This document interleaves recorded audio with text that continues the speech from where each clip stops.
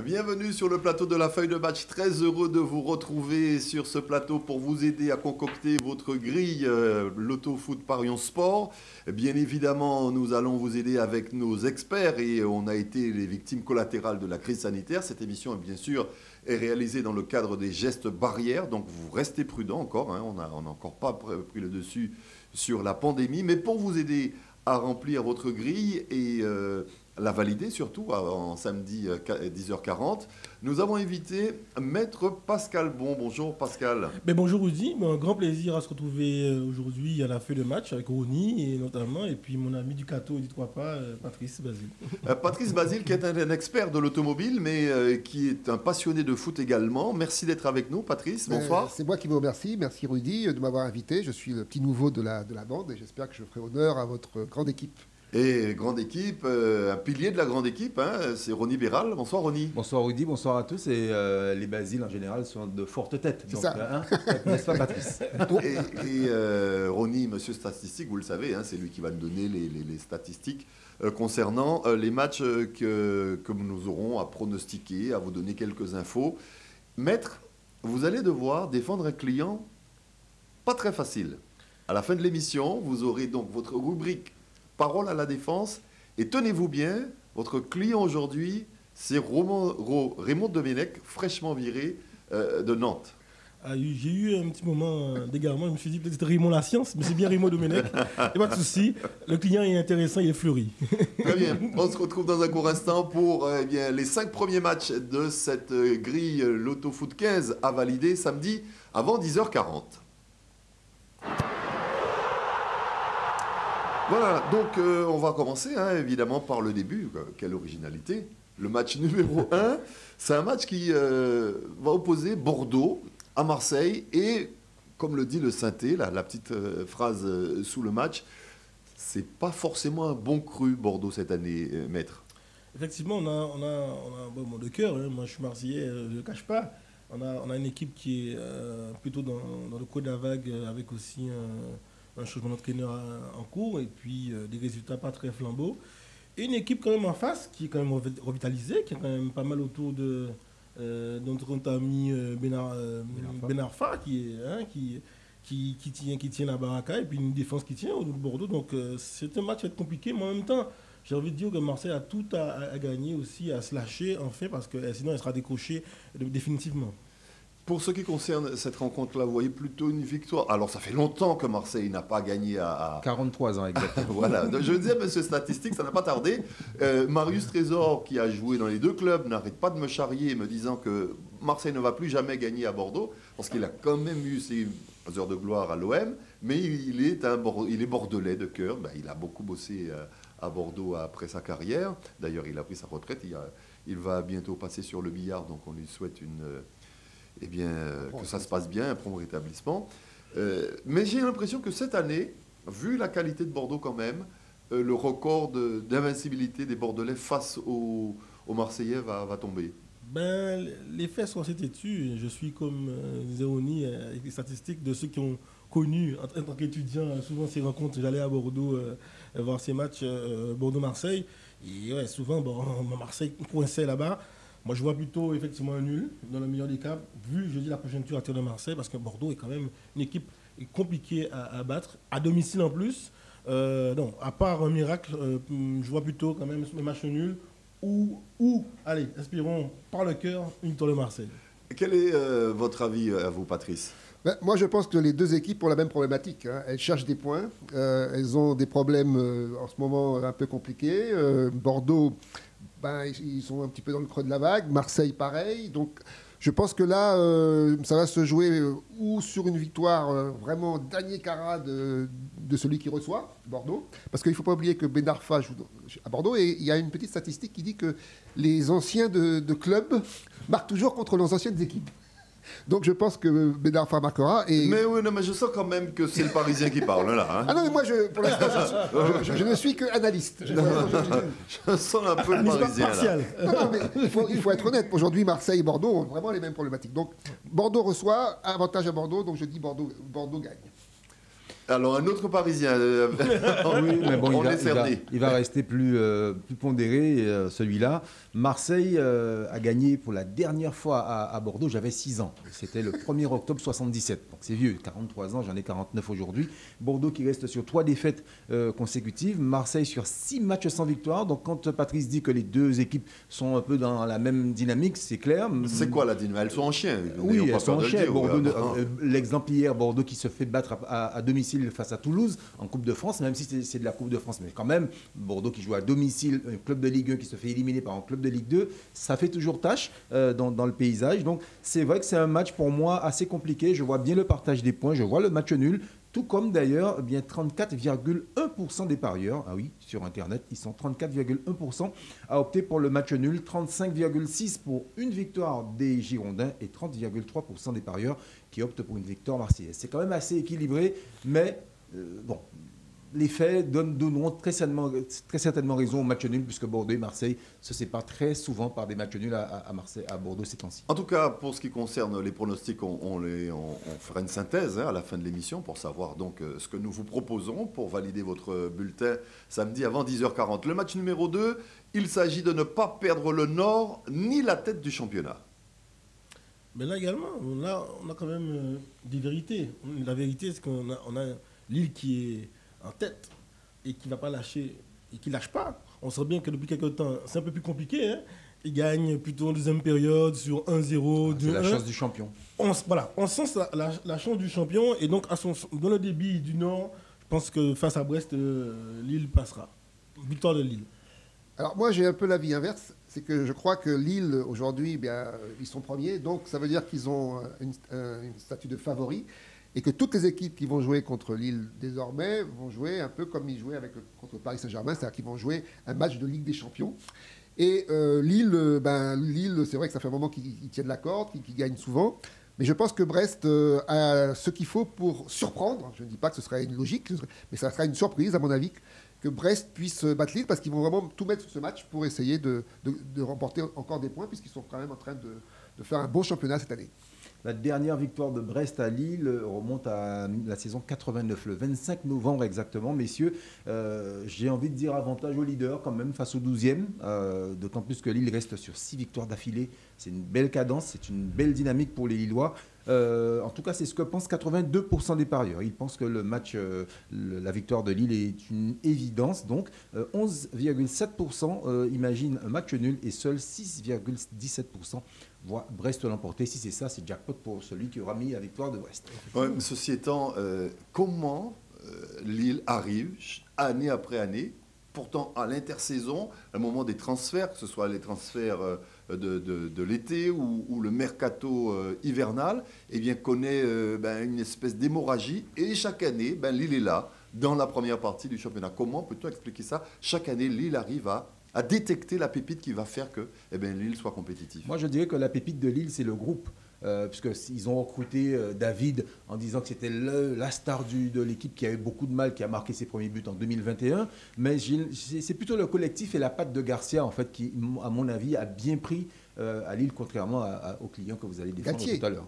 Galtier, pardon. Galtier. Galtier, la patte de Galtier qui a bien pris à Lille, contrairement à celle de Domenech, d'ailleurs, c'est Kita qui l'a dit, la greffe n'a pas prise. Voilà.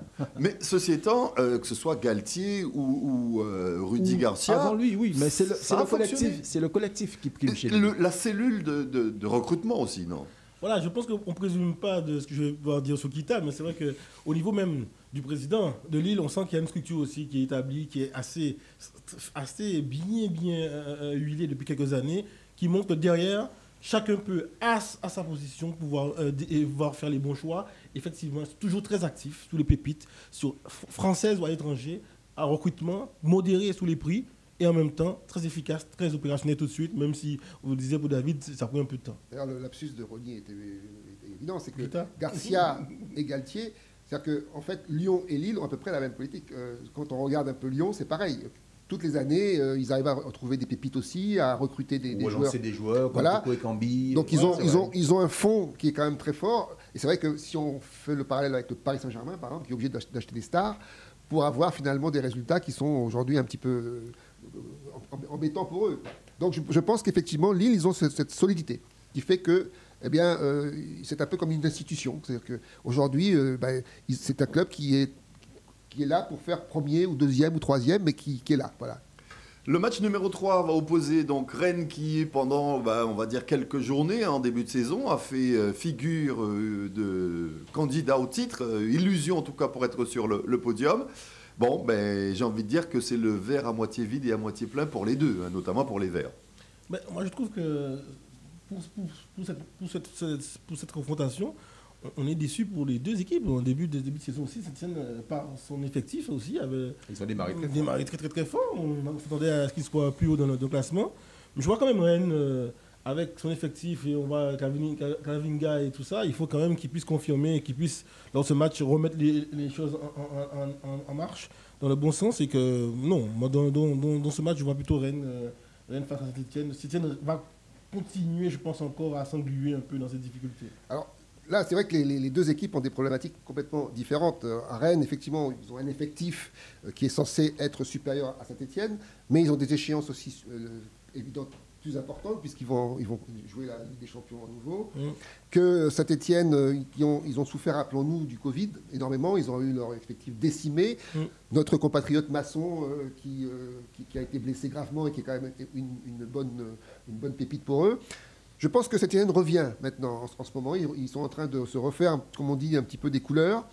Et que Rennes, ils sont obligés de gérer, évidemment, avec un effectif qui va devoir jouer la semaine prochaine en Ligue des Champions. Non, ils sont éliminés en Ligue des Champions. Non, ils sont éliminés. Ah, ils sont éliminés, d'accord. Ils sont éliminés. Bon. Ils sont éliminés. Mais n'empêche quand même qu'ils ont une équipe qui pourrait être meilleure, mais qui aujourd'hui est Rennes, pas top. j'ai envie de vous dire, Ronny, chaque année, Rennes, c'est une promesse. Voilà, et ça. qui ne confirme pas. Non, il n'y a pas de confirmation pour les Rennais. C'est vrai qu'ils ont eu un bon début de saison, beaucoup d'espoir avec Camavinga qui a eu sa première sélection avec l'équipe de France, qui a très bien joué. On en parlait comme étant la future le gros transfert de l'été prochain avec Manchester, avec le Real de Madrid. Et finalement, tout ça est un peu retombé. Le soufflet est un peu retombé avec un coach également qui avait le vent en poupe, faut le dire également. Maintenant, tout ça est retombé. Ce sera, il faut le savoir, la 110e confrontation entre ces deux formations, Saint-Étienne et Rennes. Donc Rennes 5e, Saint-Étienne 15e. Les Bretons qui restent sur 5 victoires consécutives face à Saint-Étienne, ça il faut le dire également. La dernière victoire des Verts, elle remonte au 4 février 2016. Et moi, je fais partie des 15% qui voient la SSE l'emporter. Et oui, ça ne me paye pas de mine, mais je vois bien Saint-Étienne aller faire un coup là-bas. Donc 57,5% des parieurs voient une victoire de Rennes et 27,4% sont pour un match nul entre ces deux équipes. On va laisser la Bretagne pour aller dans le Grand Est avec des températures sibériennes en ce moment en France hexagonale. Et c'est pas en allant donc à Metz que ça va se réchauffer. Et j'ai envie de dire, vous n'aurez ni l'Alsace ni la Lorraine parce que sur ce coup-là, je vois un match nul, maître Pascal Bon. Tout à l'heure, j'aurais défendre quelque part Nantes à travers son ex-entraîneur. Mais au vu de ce que j'ai vu depuis le début de saison du côté d'Angers, on est sur Metz-Strasbourg. Toujours Metz-Strasbourg. Ouais. Oui, tout Metz-Strasbourg, plutôt Strasbourg. Strasbourg, même si on a un entraîneur qui revient fort au niveau de Metz, qui, franchement, on voit la différence là encore entre la présence de l'entraîneur qui a quelque chose de particulier dans sa manière de diriger les choses. Mais je vois quand même, au vu du jeu, plutôt Strasbourg ou un match nul. Moi, je suis de l'avis. Moi, je suis plutôt Metz. Je pense que Metz, effectivement, a aujourd'hui le vent en poupe. Qu'ils ont une solidité, notamment en défense, qui est quand même remarquable. Et Strasbourg, aujourd'hui, ils se cherchent. Strasbourg, après avoir 2 années durant, été une équipe quand même qui avait des références. Aujourd'hui, je trouve que Strasbourg s'essouffle un peu. Et son coach, peut-être, manque un peu aujourd'hui de conviction dans le jeu. Je trouve ça manque un peu d'allant. Donc, je pense que Metz, aujourd'hui, peut battre Strasbourg. Je mets Metz. Le soufflet, c'est vrai, le soufflet strasbourgeois est retombé. Ce sera aussi la 110e confrontation dans ce derby de l'Est. Et, Metz 7e, Strasbourg 16e, des Messins qui sont invaincus depuis le 6 octobre 2007 face à Strasbourg. Ça aussi, ça compte. Et en ce moment, dans le Grand Est, c'est Metz le favori. Donc, et c'est également le cas pour 42,3% des parieurs. 42,3% des parieurs optent pour une victoire de Metz. 33% pour un match nul et seulement 24,7% voient la victoire de Strasbourg à l'extérieur. On en parlait. Oui, pardon. Moi, donc, je serai la victoire de Metz ou au mieux le match nul, puisque bon, c'est quand même un derby. En général, on sait que ce sont des rencontres âprement disputées. On a anticipé il y a un instant, et je le rappelle, en fin d'émission, Maître Pascal Bon aura, donc, dans le cadre de la rubrique Parole à la défense, aura à défendre Raymond Domenech, fraîchement donc débarqué de Nantes, pour faire venir Camboire. Je ne sais pas si c'est un gage de réussite, mais c'est comme ça. Ceci étant, Nantes sera en danger.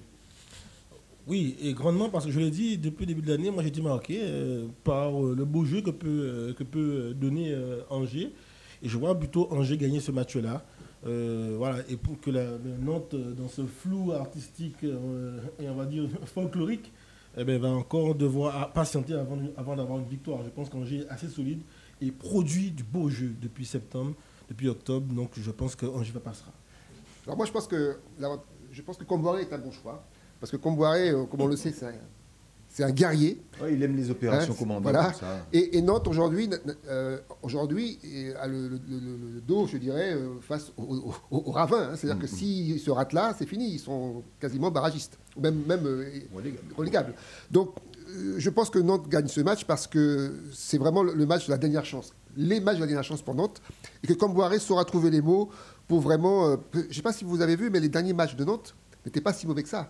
Il y a eu le match contre Lille qui était presque abouti. Ah, donc je pense qu'ils sont pas loin de retrouver un niveau. Maintenant, c'est vrai qu'Angers, d'ailleurs c'est un derby, hein, ils sont à quelques kilomètres l'un de l'autre. Hein, donc je pense qu'Angers aujourd'hui et Nantes sont à peu près au même niveau.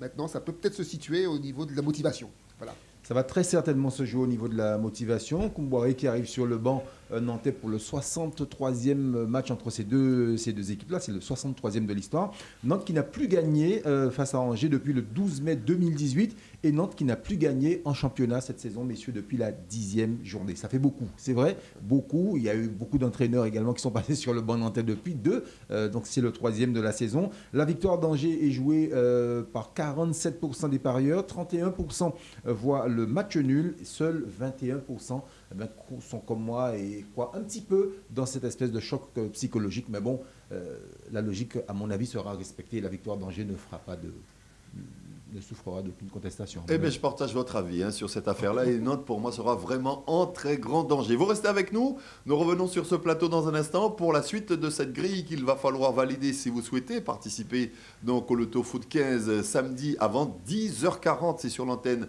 d'Éclair Télévision tous les jeudis soirs. Donc, à partir de 20h, nous sommes très heureux de vous retrouver. Émission réalisée dans les conditions du respect des gestes barrières. On se retrouve dans un instant.